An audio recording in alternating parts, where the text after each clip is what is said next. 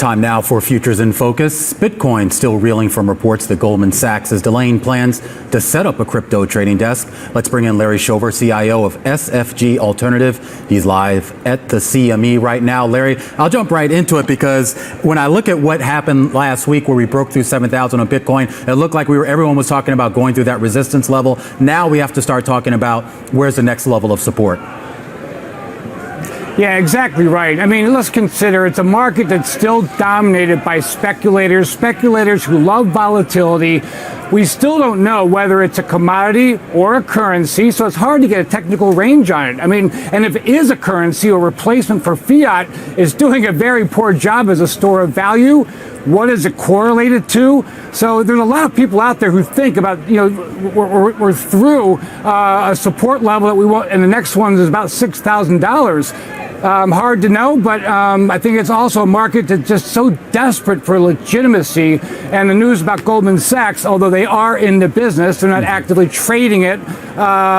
It's a market the masses are actively looking for legitimacy to trade it themselves. And yesterday was a severe blow.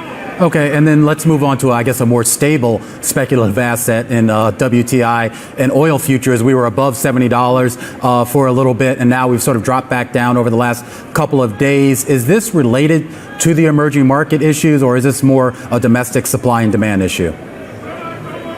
Yeah, I think it's, the recent rise up a little bit in the last 1 month, really about Iranian sanctions, also about IEA demand forecast and good inventory reports. But now we're going down to normalcy a little bit based on the fact that demand growth is good, but it's not great.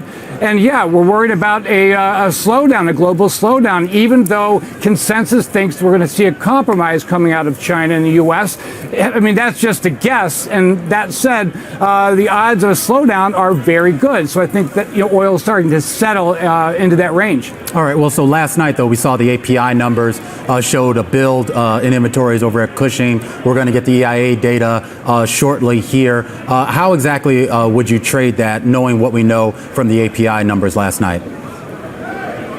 Yeah, well, I still would be on the short side. I've been on the short side of oil for a long time this year. It's been painful, but I still believe the fundamentals are such that oil is going to see low 60s by the end of the year. And one report doesn't make a trade for me, so I look at a series of reports to get that momentum going.